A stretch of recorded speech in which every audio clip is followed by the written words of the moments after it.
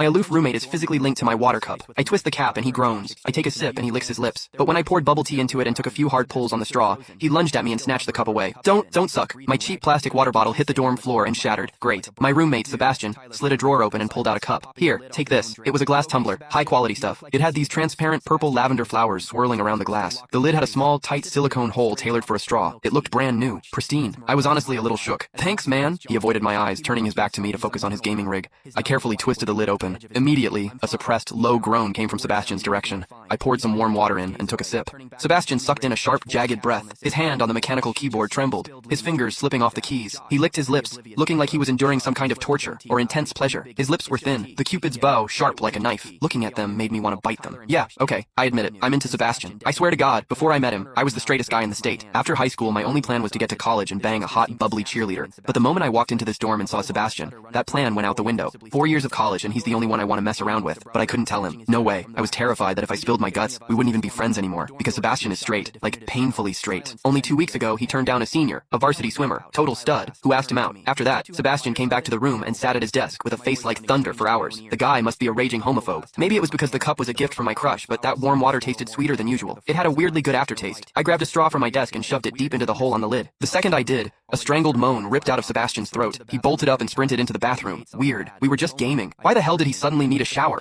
He didn't even grab a change of clothes or a towel. My hearing has always been too good for my own good. Through the thin bathroom door, I heard whimpery, muffled sounds. Soft, hot, suppressed. As a dude, I knew exactly what that sound was. He was jerking off. When I get horny, I usually wait until lights out and hide under the covers like a rat. But Sebastian, it's the middle of the damn day and he just goes for it? Talk about high testosterone. Sebastian is gorgeous. He's got that cold, don't touch me vibe, but his eyes are sharp, almost like a fox. He looks like a priest who's secretly a sinner, tempting as hell. I've heard people say his smile is killer, but I've never actually seen it. Sitting there, I couldn't help but picture what was happening behind that door. That aloof, icy face flushed with heat, his lean, muscular body, the veins popping on the back of his hand as he gripped himself. Does he keep that cold expression even when he's beating his meat? My thoughts were getting way too dirty. My face felt hot. After a long time, I heard a final, guttural grunt from the bathroom. The door clicked open, and Sebastian walked out. His face was bright red, a sheen of sweat glistening on his forehead. There was a visible tooth mark on his lower lip where he'd bitten down too hard. He walked straight to his wardrobe, grabbed fresh clothes, and went right back into the bathroom. Then the shower turned on. Okay, now he was actually cleaning up. The mental image of him panting in there made my throat dry. I grabbed the glass tumbler again and chugged a few large gulps. The water in the bathroom stopped, then started again. It took him forever to come out. When he finally did, he looked at me with this weird, resentful glare. Strange. Was I imagining things? Sebastian sat back down to game, and I poured myself another refill. I wasn't really thirsty anymore, but I began chewing on the plastic straw out of habit, lazily sipping every few seconds. The AC was blasting, freezing the room, but the glass cup felt unnervingly warm. In my hand, vibrating almost. Suddenly, Sebastian shot up and rushed back into the bathroom.